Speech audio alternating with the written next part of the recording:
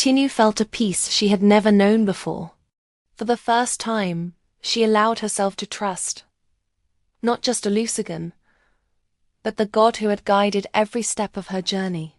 The calm in her spirit confirmed that this relationship was different, pure, and divinely ordered.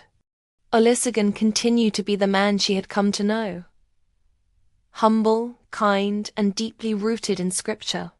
He was not merely a Bible reader. He lived the word daily. His actions matched his confessions.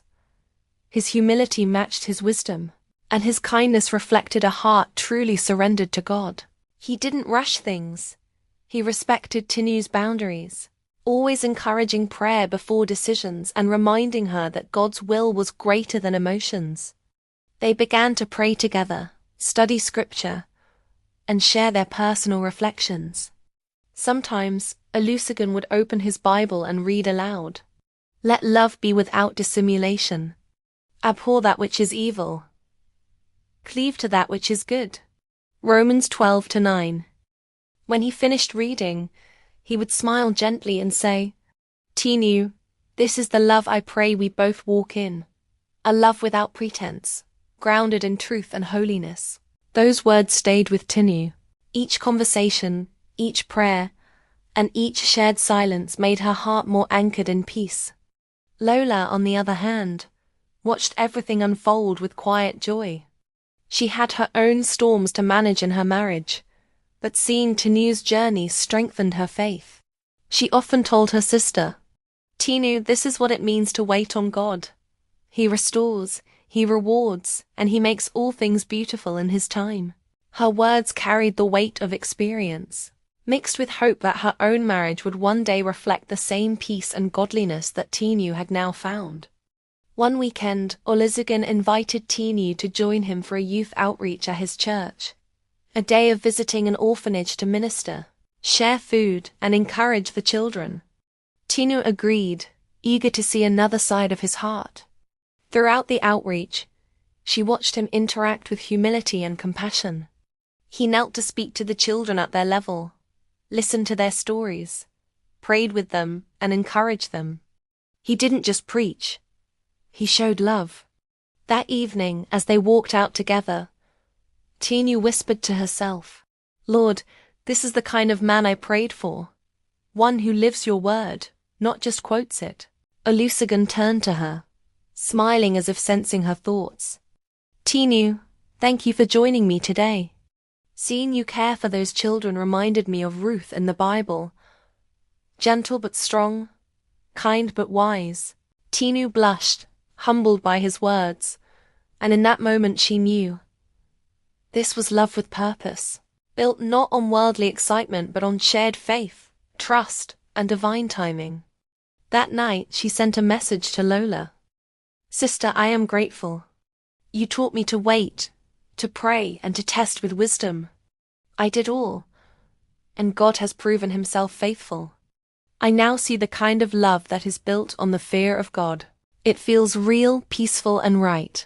Lola replied simply, I thank God with you, my sister. Keep walking in wisdom. Let God continue to lead, and never forget. Love is safest when Christ remains at the center. And so, the bond between Tinu and Olusegun deepened, not by haste or emotion, but through patience, truth, and faith. It was the beginning of something lasting. A love that glorified God, healed old fears, and gave Tinu new confidence in his promises. A week after Daniel's warm meeting with Bayo and Lola, he and Bayo set out for Ibadan to visit Tinu's parents. Daniel was calm, humble, and prayerful. The same man Tinu had grown to trust and admire. Bayo, confident in Daniel's character, felt at peace guiding him through the formal introduction. When they arrived at Chief Aidwale's residence, the air carried both anticipation and formality. Chief Aidwale, a man known for his strong presence and sharp mind, greeted them warmly. Mrs. Aidwale stood beside him, her posture straight and her expression cool. She observed quietly, her presence distant, offering only polite nods but no warmth. Bayo, my son, Chief Adewale said, clasping his hand. "It is good to see you. And you must be the young man who has caught Tinu's heart." Daniel stepped forward respectfully, bowing slightly. "Sir, I am Daniel.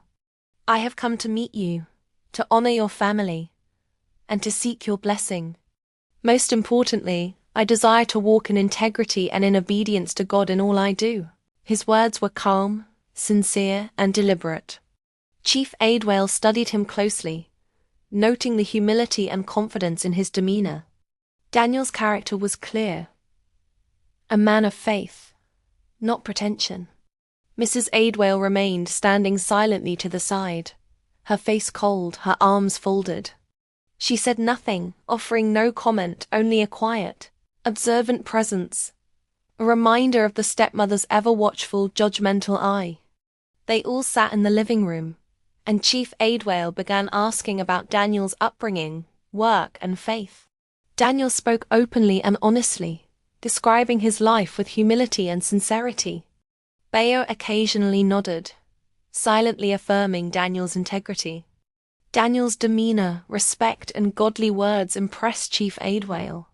By the end of the conversation, the chief leaned back and said, "Daniel, I have met many young men, but few carry such calm assurance, wisdom, and respect. I see a man who fears God, values family, and walks with integrity. That is the kind of man any father would be grateful to see seeking his daughter." Bayo placed a reassuring hand on Tinu's shoulder. Her heart swelled with gratitude and relief. Daniel had passed every test, not just hers, but her father's as well. Daniel bowed slightly. "Sir, I pray that I may always continue to be a man worthy of the trust and love you have placed in me. With God's guidance, I will honor and cherish Tinu." Mrs. Adewale gave a small, polite nod but remained cold and distant throughout.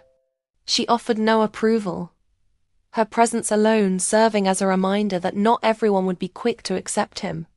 Tinu felt a pang of anxiety at her stepmother's icy demeanor, but whispered silently to herself, "Lord, let your will prevail. I trust you." As they left the house, Bayo turned to Tinu with a calm smile. "My sister," he said, "you've chosen wisely. God has truly ordered your steps." Tinu nodded, feeling both hope and caution. Daniel had impressed her father and Bayo, but Mrs. Adewale's cold presence reminded her that some hearts would remain resistant. That evening, Tinu and Daniel prayed together quietly, asking for guidance and peace. She reflected on the journey, from doubt and caution to faith and confirmation. Each step had been guided, tested, and proven faithful by God, and she trusted that even Mrs. Adewale's coldness could not hinder his plan.